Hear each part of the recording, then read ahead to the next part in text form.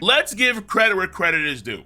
And this video may not be for you. That's called motherfucking bars.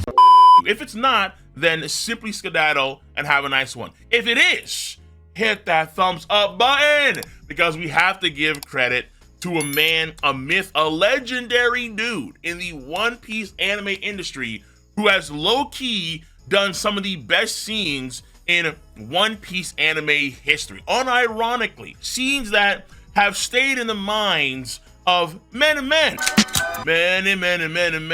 for years. They have never left his noggin. And people know what these scenes are, but don't know who exactly made them. And if you think I'm capping, far from. Remember episode 377, when Zoro dashed through Kuma and did the lion song, and then Kuma came back and fired that beam from his mouth. That was an intense scene, and you notice that the shading and the impact of the facial expressions of the effects were off the charts at that point in time. That was done by an animator named Yoshikazu Tomita. And Yoshikazu Tomita has done some very epic moments of the entirety of the story. So for example, he played a role with Now Toshishida in doing the Sabo version of the Fire Fist when it blows a hole through the Coliseum. When Big Mom and Gear 4 Luffy size up, and Big Mom has that intensity, she has this amazing shading going, mama, yeah! Yoshikazu Tomita is the one that has this intense, dark shading with the characters, and it really brings the character models to a whole new level of impact. It's great. The same thing happened in episode 856 with Katakuri after the Merienda. He got hella pissed, ominous factor, shading. They started to cross fists, him and Luffy. Luffy was losing that fight, and Katakuri was charging headfirst against Luffy. So Tomita has done some outstanding work for sure in the industry. Recognizable scenes too that a lot of cats pinpoint just like that. But that's not what Tomita is really known for. No. What Yoshikazu Tomita is really known for is amplifying a lot of these ecchi, a lot of these salacious oh my moments. And episode 1104 that dropped recently is no exception to the rule. You see all over Twitter, probably on Instagram and on Facebook too, a lot of yapping. Oh man, Stussy. Lord have mercy, I'm about to. A lot of lads were talking about Stussy, even women. Well, it wasn't bias. It was universal, male, female, mostly male, but female. Hold on, yo, Stussy right now is on fire. Rob Lucci and Kaku, y'all got lucky in so many respects. Lucci, stop crying, don't deny it, you like it. Things of that sort. And a key contributor to this scene is, lo and behold, Yoshikazu Tomita. And I'm gonna go through very briefly what he's done in the past, indicate how, yeah, when he does a scene with ecchi, though I do want to give credit to this episode a few of the cats that did great animation, particularly Shinosuke Tanaka, who is, I think, being taught, as far as I understand, him and a few other Toei staff are being under the tutelage of Akihiro Ota, the one that did the Sanji versus Queen, Ifrit dancing on Queen combo, the one that also did on the rooftop, the Yamato and Luffy Snake Man combo on Kaido. Shinosuke Tanaka's style is so similar because he's being taught, or at the bare minimum, he is very heavily influenced by Ota's animation. You have all the Seraphim popping off, you have S-Snake, you have S-Shark doing the lasers, you have S-Hawk just diving in there, blitzing, and you have the sword, you have S-Bear, gigantic, oh yeah.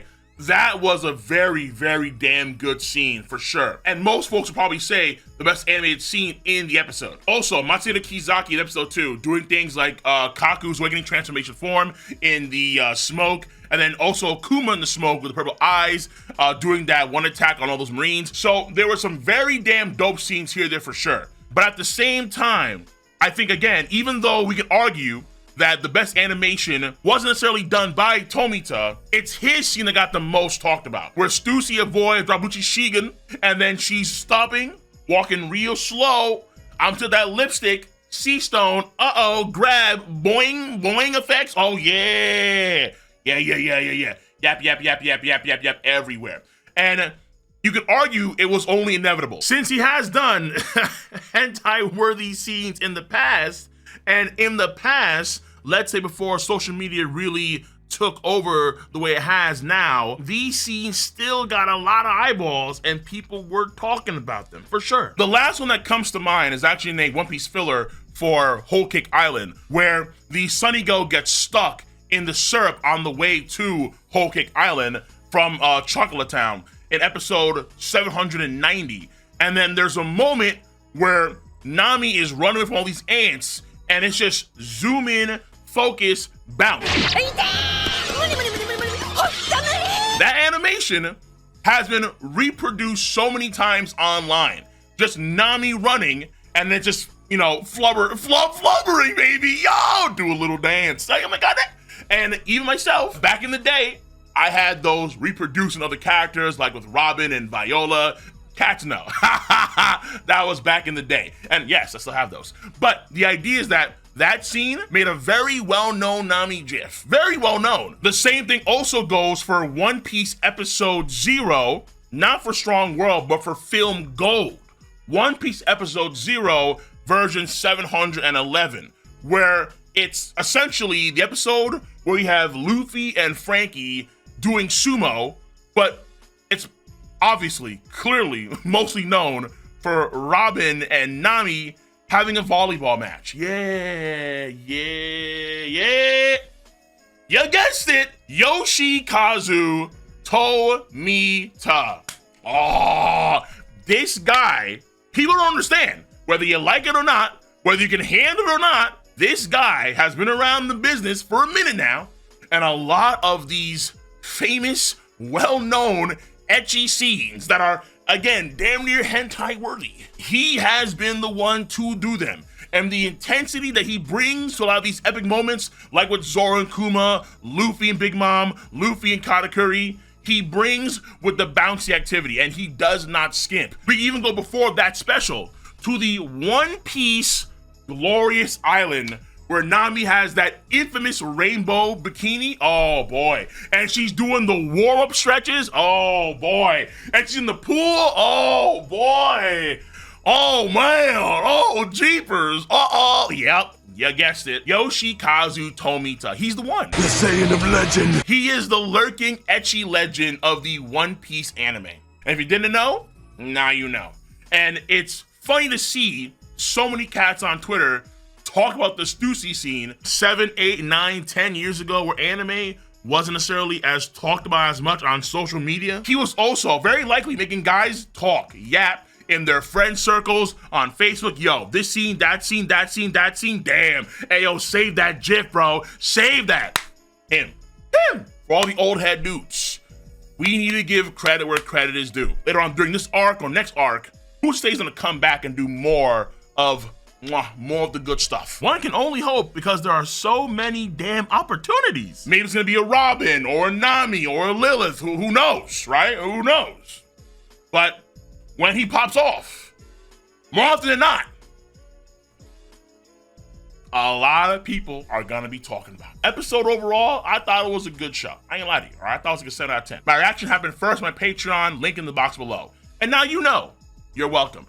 Let me know, though, your stance on this episode and the subject matter at hand.